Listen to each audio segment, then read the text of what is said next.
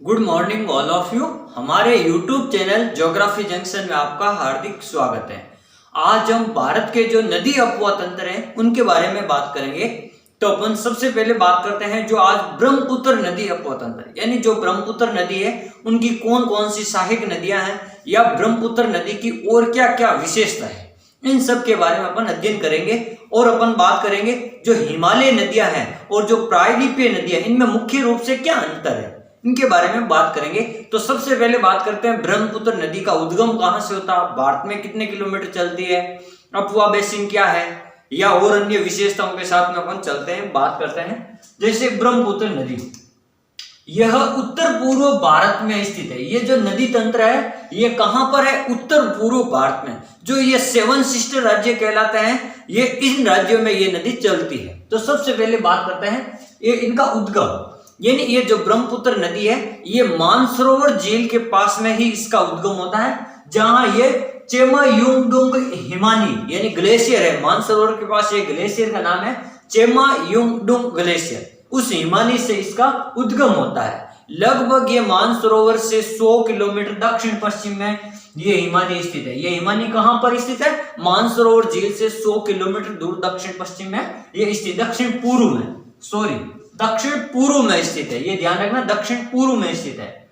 फिर अपन बात करते हैं यहां से सिंधु और सतलज, जैसे अपन बात करते हैं ये मान लो मानसरोवर है, ये मानसरोवर, तो यहां से जो सिंधु और सतलज नदियां तो पश्चिम दिशा की ओर चलती है, और जो ये जो ब्रह्मपुत्र नदी है ये सिंधु से थोड़ी इधर है, तो ये वाली नदी इधर पूर्व में चलती है। यानी इन दोनों नदियों का जो ढाल है जो विपरीत दिशा में है, जो पश्चिम से चलती है मानसरोवर के, वो सिंधु और सतलज है जो पश्चिम की ओर चलती है, और जो ये ब्रह्मपुत्र नदी है ये मानसरोवर के थोड़ा दूर इधर से ये पूर्व की ओर चलती है। ये ध्यान रखना इनका ढाल किस प्रकार से है। फिर अपन बात करते हैं ये जो आपकी ब्रह्मपुत्र नदी है ये हिमालय के, ये जो आपका हिमालय पर्वत है इसके समानांतर ये इधर से चलती है। ये तिब्बत के पठार से होते हुए ये यहां से हिमालय के समानांतर चलती है, और ये जो है इसको अपन ब्रह्मपुत्र नदी को तिब्बत में अपन सांगपो के नाम से जानते हैं। कितने, सांगपो के नाम से इसको जानते हैं ब्रह्मपुत्र नदी को तिब्बत में। फिर अपन बात करते हैं ये जो जैसे भारत में ये प्रवेश करती है तो ये इस प्रकार से एक यहां से एक मोड़ है जो ये इस प्रकार से, तो ये क्या करती है नामचा बरुआ के पास में, नामचा बरुआ के निकट दक्षिण की ओर मुड़ जाती है। ये ऊपर से आती हुई ऐसे दक्षिण दिशा की ओर मुड़ जाती है ये नदी, ब्रह्मपुत्र नदी नामचा बरुआ के पास में, और दिहांग के नाम से ये अरुणाचल प्रदेश में चलती है। यानी ये सबसे पहला राज्य कौन सा है, अरुणाचल प्रदेश, इसमें इसका नाम सांगपो से बदलकर दिहांग हो जाता है। और फिर ये आगे की ओर दिहांग के नाम से अरुणाचल प्रदेश में चलती है, और फिर ये जो नदी है असम राज्य में प्रवेश कर जाती है।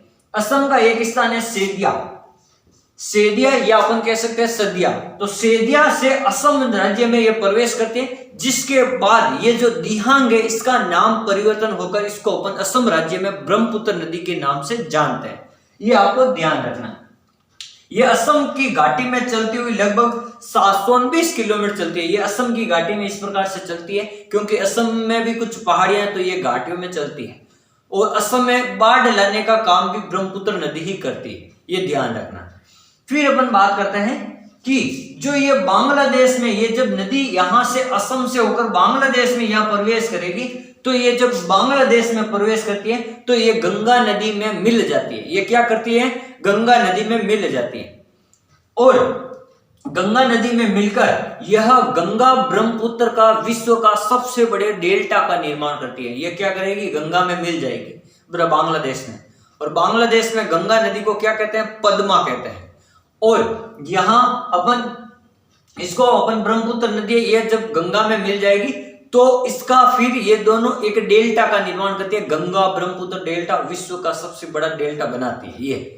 फिर अपन बात करते हैं इसकी जो प्रमुख सहायक नदियां हैं ब्रह्मपुत्र के, जैसे मधुमती, पद्मा, सरस्वती, हुगली व भागीरथी आदि नदियां हैं। फिर अपन बात करते हैं हिमालय पर्वत में यह एक दिहांग नाम से एक गार्ज का निर्माण करती है, यानी जो पर्वतीय भाग है उसको काट देती है, पर्वतीय भाग को वी शेप में या वी आकार में जब काट देती है तो इस प्रकार के आकार को अपन क्या कहते हैं, गार्ज कहते हैं। और गार्ज का जो बड़ा रूप होता है उसको अपन कैनियन कहते हैं। क्या कहते हैं, कैनियन। फिर अपन बात करते हैं इसकी कुल लंबाई है, जो ब्रह्मपुत्र नदी की कुल लंबाई है वो लगभग 2900 किलोमीटर। कितनी है, 2900 किलोमीटर। ब्रह्मपुत्र नदी की लंबाई है 2900 किलोमीटर।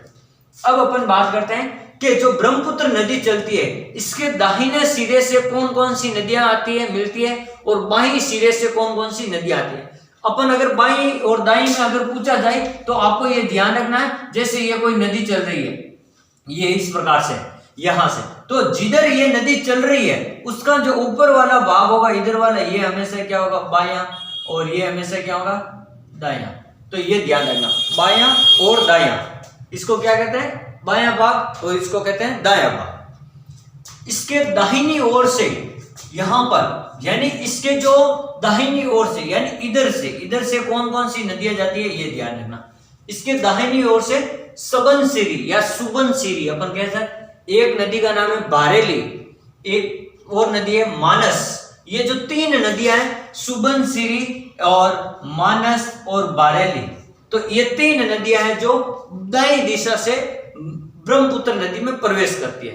फिर अपन बात करते हैं बाईं दिशा से कौन सी मिलती है, दिबांग, लोहित या लोहित नदी, धनसिरी और कोपिली या कपिली। कोपिली कहते हैं। ये मुख्यतः 2-3 याद रखना, दिबांग है, लोहित है और धनसिरी, ये तीनों याद रखना। तो 3 ही उत्तर से यानी दाएं सिरे से और 3 ही बाएं सिरे से ये इसके अंदर प्रवेश करती है। फिर अपन पढ़ते हैं असम घाटी में ब्रह्मपुत्र जो नदी है एक गुम्फित नदी के रूप में, कभी कभी ये पत्थरों के घाटियों के बीच में क्या हो जाती है, लुप्त हो जाती है, और इसके बीच में छोटे छोटे कई अवशेष अपन को देखने को मिलते हैं।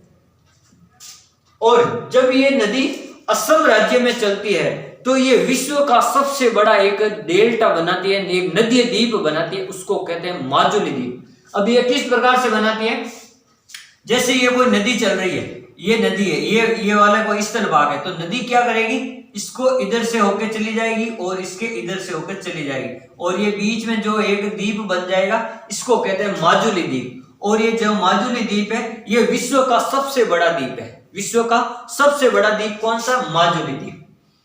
तो इस प्रकार आज हमने पढ़ा कि जो असम जो ब्रह्मपुत्र नदी है उसकी सहायक नदियां और ब्रह्मपुत्र नदी कहां से उद्गम होता है। फिर अपन पढ़ते हैं कि हिमालय नदियां व प्रायद्वीपीय नदियों में क्या अंतर है मुख्यतः। तो सबसे पहला अंतर बताते हैं, जो हिमालय की नदियां होती हैं वो लंबाई में लंबी होती है, यानी उनकी लंबाई है वो ज्यादा है, और जो प्रायद्वीपीय नदियां हैं वो लंबाई में थोड़ी छोटी होती है। लंबाई में क्या होती है, छोटी होती है अधिकांश नदियां। और जो ये हिमालय की नदियां जल ग्रहण क्षेत्र इनका क्या होता है, बड़ा, यानी इनका अपुआ बेसिन है जो बड़ा होता है, और जो प्रायद्वीपीय नदियां हैं इनका अपुआ बेसिन छोटा होता है, जल ग्रहण क्षेत्र छोटा होता है। फिर यहाँ नदियों की संख्या अधिक है। जो हिमालय है, हिमालय में कहीं ना कहीं से छोटी बड़ी कई सारी नदियां चलती है, और प्रायद्वीपीय भारत में इन नदियों की संख्या कम है, ये ध्यान रखना। फिर ये जो हिमालय की नदियां, हिमालय जो बर्फीला क्षेत्र है या हिमनद का क्षेत्र है, तो यहाँ पर सदाबहार नदियां चलती है। किस प्रकार की, सदाबहार, यानी रोज चलने वाली नदियां। और जो प्रायद्वीपीय भाग है वहां पर वो वर्षाती नदियां, यानी वर्षा के ऊपर उनके जो चलने की जो मात्रा है, जल की मात्रा है, वो वर्षा के ऊपर डिपेंड करती है, वो साल भर नहीं चलती है। कुछ एक नदियां साल भर चलती है, बाकी ज्यादा साल भर नहीं चलती है, और वर्षा के ऊपर मुख्यतः प्रभावित है, निर्भर करती है। फिर बात करते हैं, ये जो हिमालय की नदियां ये गार्ज का निर्माण करती है, यानी जो पहाड़ी इलाके हैं पहाड़ों को तोड़ तोड़ कर अपना रास्ता बनाती हैं, और उन पहाड़ों की घाटियों से होकर ये चलती है। और जो ये प्रायद्वीपीय भाग की नदियां ये उतली हुई नदियां, यानी ये जो भाग है, मैदानी भाग है या पठारी भाग है, उनको तोड़ती हुई आगे चलती है, यानी इस प्रकार से ये उतली हुई नदियां हैं। ठीक है। फिर अपन बात करते हैं जो ये गहरे गार्ज बनाती है और ये उतली हुई नदियां। जो हिमालय की नदियां हैं वो विसर्प बनाती है या मिनाइंडर कहते हैं, यानी ऐसे सांप की तरह ऐसे घाटियों में चलती है, सांप की तरह एकदम मोड़दार या अपन कह सकते हैं विसर्प या लहरदार। और जो ये नदियां हैं, जो प्रायद्वीपीय नदियां, ये लगभग सीधी चलती है, क्योंकि ये लगभग मैदानी भागों में चलती है और ये पर्वतीय भागों में। फिर अपन बात करते हैं यहाँ पर जो नदियां हैं जहाज रानी वो सिंचाई की सुविधा के लिए अनुकूल है। जो हिमालय की नदियां हैं वो सिंचाई की दृष्टि से अनुकूल है, और जो प्रायद्वीपीय भारत की नदियां हैं वो सिंचाई की दृष्टि से अनुकूल नहीं है जितनी हिमालय की नदियां। और जो हिमालय की नदियां हैं अभी ये क्या, इनकी जो वर्तमान अवस्था है वो बाल्य अवस्था में, ये नदियां अभी जवान है, अभी ये क्या है, बाल्य अवस्था में। और जो इनकी नदियों की जो अवस्था है ये प्रौढ़ावस्था में। जो नदियों की 3 अवस्था होती है, बाल्य अवस्था, युवा अवस्था, प्रौढ़ावस्था और वृद्धावस्था, 4 अवस्था है, जिनमें से जो हिमालय की नदियां अभी छोटी है यानी बाल्य अवस्था में, अभी उनका निर्माण होना बाकी है। और जो ये प्रायद्वीपीय भारत की नदी है ये वृद्धावस्था या प्रौढ़ावस्था की नदियां यानी ये अभी ये धीरे धीरे ये काफी लंबे समय की नदियां हो चुकी है, इनका कालक्रम काफी लंबा है, इनके इतिहास काफी लंबा है। ये जो नदियां होती है हिमालय की, ये पूर्ववर्ती नदियां यानी अपने पूर्व के मार्ग का अनुसरण करती है। जैसे पहले कहीं चलती थी, फिर उत्तल पुतल हो गया या अप्रदन हो गया या नवोन्मेष हो गया या बहुचक्रीय व्यवस्था आ गई, फिर वापस उस नदी को या उस क्षेत्र को काट कर वापस उसी में चलती है। उसको कहते हैं पुनर्वर्ती नदियां, पूर्ववर्ती नदियां अपने पूर्व के मार्ग का अनुसरण करती हैं। और जो नदियां मुख्य धारा का अनुसरण करती है या जल के ढाल की दिशा का अनुसरण करती है उसे कहते हैं अनुवर्ती नदियां। ये है आपके प्रायद्वीपीय भारत की अनुवर्ती नदियां और ये है आपके हिमालय भाग की पूर्ववर्ती नदियां। फिर अपन कहते हैं जो हिमालय भाग की नदियां हैं जो बड़े बड़े डेल्टाओं का निर्माण करते हैं, जैसे गंगा है, ब्रह्मपुत्र है, यमुना है, ये क्या करती हैं, जो गंगा ब्रह्मपुत्र नदी ये डेल्टा का निर्माण करती है, बड़े बड़े डेल्टाओं का निर्माण करती है। डेल्टा मतलब त्रिभुजाकार आकृति के जो निक्षेप होते हैं उनका निर्माण करती है।